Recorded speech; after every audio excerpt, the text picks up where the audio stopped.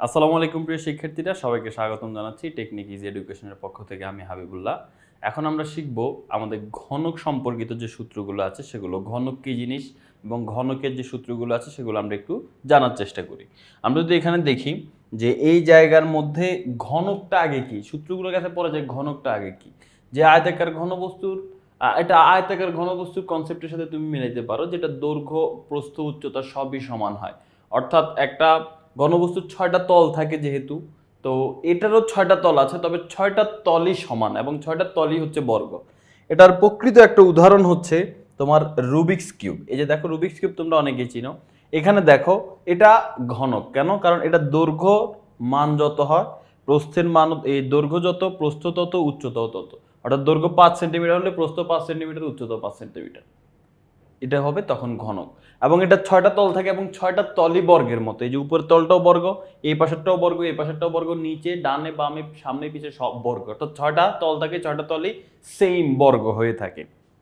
আচ্ছা, তো এখন প্রথমে এই ঘনকের সমগ্র, যদি আমরা দৈর্ঘ্য প্রস্থ উচ্চতা, এই যে যেমন এটা হচ্ছে ঘনক, এই ঘনকের যদি দৈর্ঘ্য প্রস্থ উচ্চতা সবগুলা বাহুকে আমরা এ কল্পনা করি, কি সবগুলা বাহু হচ্ছে এ। মনে করো যে হচ্ছে ঘনকের দৈর্ঘ্য বলো, প্রস্থ বলো আর উচ্চতা বলো, সবগুলো দৈর্ঘ্য আমরা এ ধরে নিলাম। এ ধরলে ঘনকের সমগ্র তলের ক্ষেত্রফলের সূত্র কি হবে? ঘনকের সমগ্র তলের ক্ষেত্রফলের সূত্র হবে 6a স্কয়ার। এখন প্রশ্ন হতে পারে কেমনে 6a স্কয়ার? দেখো সমগ্র তল মানে হচ্ছে সম্পূর্ণ তল, অর্থাৎ তো এই যে ঘনকের 6টা তল আছে, 6এর পাশে 6টা তল আছে, এই 6টা তলের ক্ষেত্রফল একসাথে কত সেটাকে বলে সমগ্র তল। তো ঘনকের প্রত্যেকটা তল হচ্ছে একটা বর্গের মতো আমি বললাম। তো এখন প্রত্যেকটা বাহু যদি আমি এ করে ধরে নিই, যেহেতু প্রত্যেকটা বাহু সমান, এ করে ধরে নিই, তাহলে এক পাশে যে বর্গ হয় সেই বর্গের ক্ষেত্রফলের সূত্র কি? এ স্কয়ার। তাহলে 6টা যেহেতু বর্গ, 6টা বর্গের ক্ষেত্রফল কি হবে? 6a square. একটা বর্গের ক্ষেত্রফল যেহেতু a স্কয়ার, ঘনকের 6টা বর্গ থাকে, 6টা বর্গের ক্ষেত্রফল হবে 6a স্কয়ার। তাহলে এটা হচ্ছে ঘনকের সমগ্র তলের ক্ষেত্রফলের সূত্র, যেটা হচ্ছে 6a স্কয়ার। এবার আসো আয়তন। ঘনকের আয়তন কি হবে? আয়তনের সূত্র আমরা জানি দৈর্ঘ্য গুণ প্রস্থ গুণ উচ্চতা।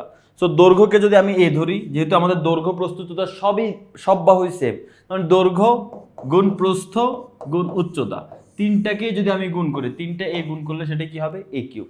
তার মানে ঘনকের দৈর্ঘ্য গুণ প্রস্থ গুণ উচ্চতা মানে হচ্ছে এ কিউব।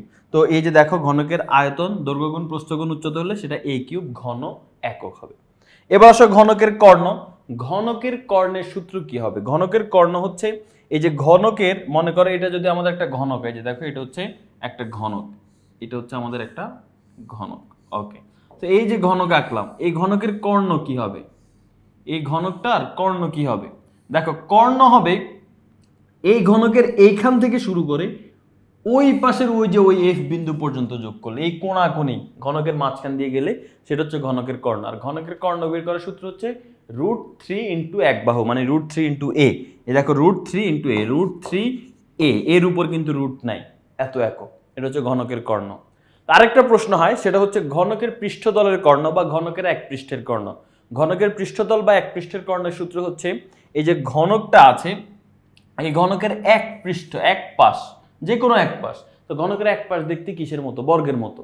তাহলে ঘনকের পৃষ্ঠের কর্ণ মানে হচ্ছে বর্গের কর্ণের সূত্র। বর্গের কর্ণের সূত্র কি? √2a।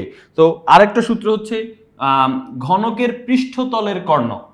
ঘনকের পৃষ্ঠতলের কর্ণ বা এক পৃষ্ঠের কর্ণ, সেটা সূত্র হচ্ছে √2a। শেষ। এটা হচ্ছে ঘনকের পৃষ্ঠের কর্ণ। তো আশা করি বুঝতে পেরেছো যে ঘনকের সূত্রগুলো কিভাবে এসে থাকে, ঘনক জিনিসটা কি, এই জিনিসটা আশা করি তোমরা সবাই ক্লিয়ার হয়ে গিয়েছো। তো সবাই ভালো থাকো, আল্লাহ হাফেজ, আসসালামু আলাইকুম।